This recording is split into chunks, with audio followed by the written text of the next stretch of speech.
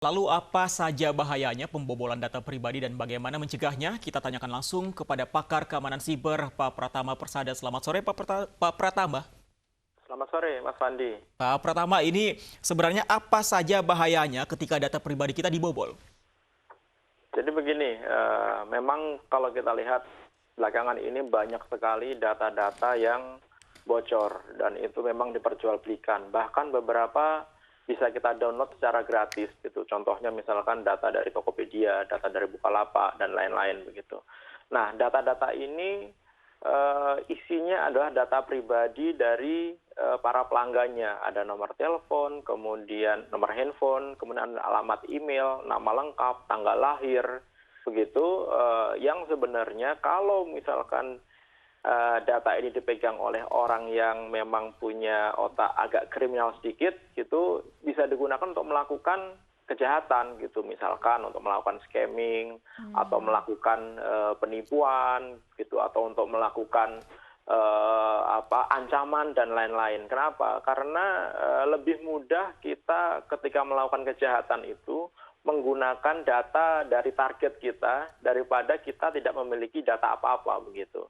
Sehingga ketika ada data yang bocor, kemudian dibilang bahwa oh ini masih aman kok, passwordnya aman kok, nggak perlu password gitu, nggak perlu password untuk melakukan kejahatan.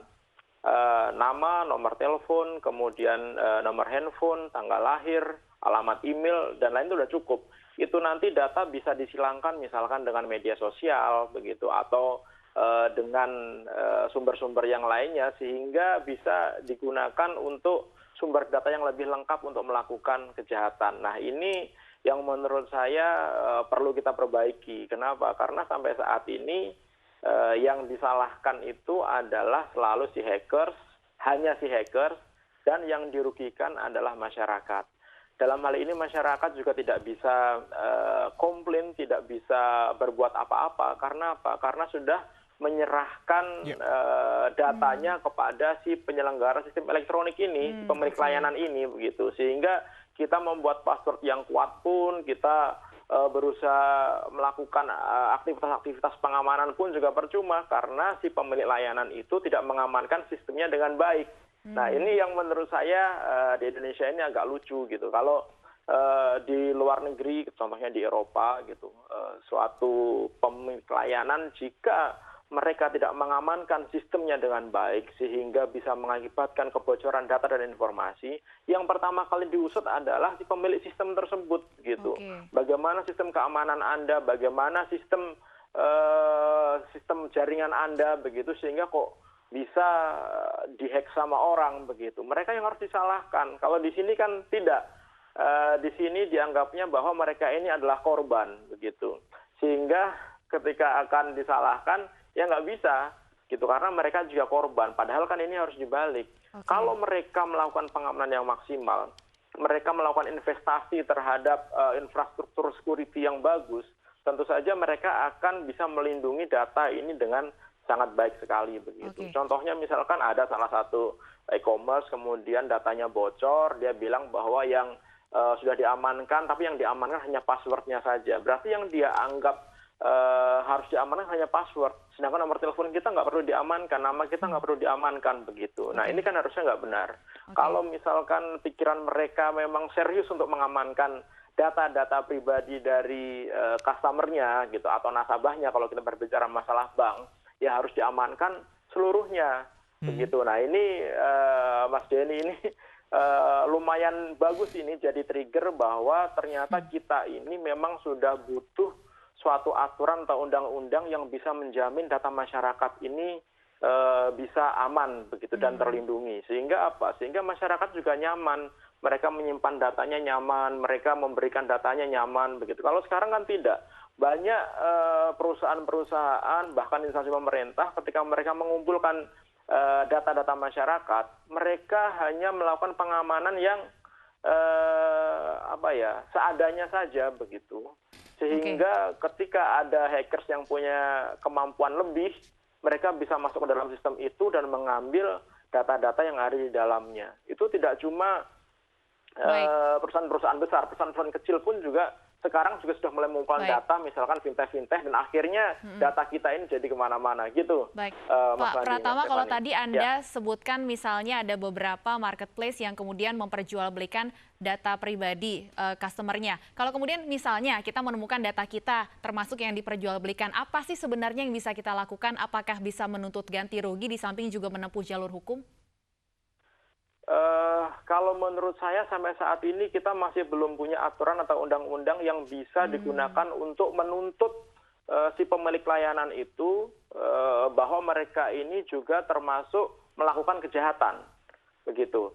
Karena apa? Karena kita masih belum memiliki undang-undang perlindungan data pribadi. Nah, ini juga menurut saya warning kepada pemerintah, kepada DPR bahwa kita ini sudah saatnya benar-benar serius untuk melindungi masyarakat di era digital ini. Salah satunya adalah dengan membuat undang-undang perlindungan data pribadi. Hanya saja kemarin kita baca semua di media ketika ada satu asosiasi telekomunikasi, kemudian mereka menyarankan agar undang-undang perlindungan data pribadi ini tidak perlu ada ancaman hukumannya, ya buat apa kita bikin gitu. Akhirnya akan balik lagi begitu. Ya kalau misalkan kita mau serius, ya kita harus juga menempatkan pasal-pasal pidana di sana yang bisa menjerat ketika ada suatu pemilik layanan, mereka tidak secara maksimal melaksanakan pengamanannya tersebut. Gitu. Oke, Pak Pratama, Ya. tadi kalau kita mau menunggu undang-undang yang Anda harapkan tadi itu sepertinya masih jauh ya, masih belum ada tanda-tanda seperti itu.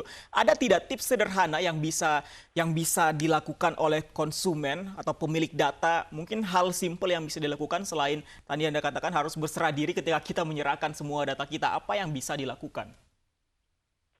Yang pertama adalah kalau misalkan contohnya ke marketplace seperti Tokopedia, Bukalapak, kita nggak bisa berbuat apa-apa. Karena apa? Karena memang kita dituntut untuk memberikan data kita itu, kalau nggak kita nggak bisa jadi customer-nya gitu, sehingga kita harus memberikan. Kemudian kalau misalkan kita untuk data-data yang lain, contohnya misalkan ini kita diminta ketika kita mau apply kartu kredit, kita diminta untuk memberikan kartu kredit yang sudah kita miliki nih, gitu. Kadang-kadang kartu kreditnya minta difotokopi. Ingat bahwa kartu kredit itu juga bisa digunakan untuk melakukan transaksi.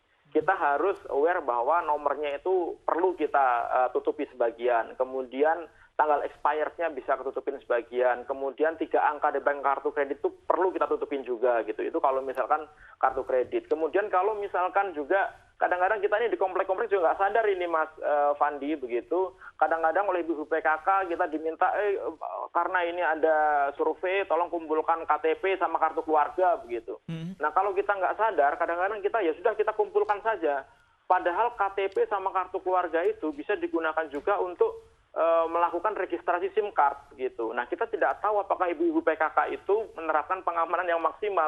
Jangan-jangan begitu mereka mengumpulkan, ditaruh di rumah, ternyata ada tukang sampah atau apa melihat gitu, diambil dan lain-lain begitu. Nah ini juga menurut saya hal yang perlu kita sadari. Kita ini perlu memiliki security awareness. Security awareness itu apa? Security awareness itu adalah kesadaran pribadi kita bahwa kita ini selalu dalam ancaman.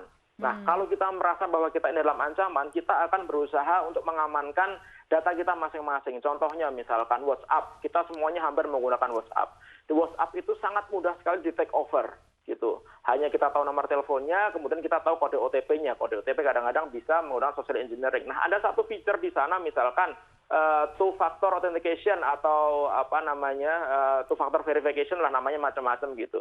Nah, itu tidak diaktifkan oleh masyarakat kita, oleh pengguna WhatsApp ini. Gara-gara apa? Karena mereka mungkin tidak aware, tidak sadar. Nah, kalau misalkan sadar, ya diaktifkan. Sehingga ketika WhatsApp-nya mau take over oleh orang, ya nggak akan bisa itu orang itu, karena butuh PIN tambahan yang hanya ada di otak kita. Contohnya seperti itu. Atau misalkan ketika kita melakukan transaksi perbankan gitu, atau melakukan transaksi yang cukup konfidensial gitu, kita menggunakan WiFi gratisan gitu ya, sebaiknya jangan. Kenapa? Karena banyak hackers yang menggunakan WiFi gratisan ini untuk mencuri data-data kita begitu. Jadi banyak hal yang bisa dilakukan untuk mengamankan diri pribadi kita sendiri. Contohnya tadi sudah beberapa saya sebutkan, tidak melakukan share sembarangan, tidak melakukan membatasi akses terhadap media sosial kita begitu. Nah, tetapi ketika kita berhubungan data kita ini dengan pemilik layanan, ya Mereka yang harus bertanggung jawab. Nah, mereka itu ketika melakukan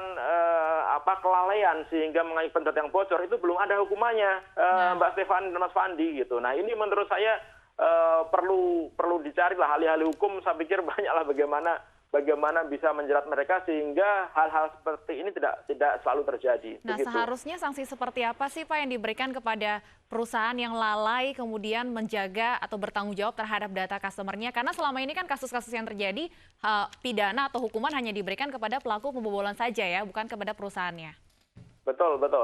Nah, contohnya misalkan aturan GDPR di Eropa itu, setiap ada satu data masyarakat Eropa yang bocor, gitu dibocorkan oleh pemilik layanan, mereka bisa dituntut hukuman selain pidana juga denda sekitar $20 juta per satu orang.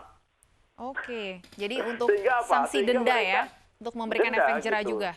Iya, jadi perusahaan-perusahaan tersebut, institusi pemerintah tersebut di Eropa sana akan berusaha semaksimal mungkin bagaimana mengamankan datanya begitu. Kalau di sini kan enggak, begitu bocor bilang apa? Ya maaf deh gitu.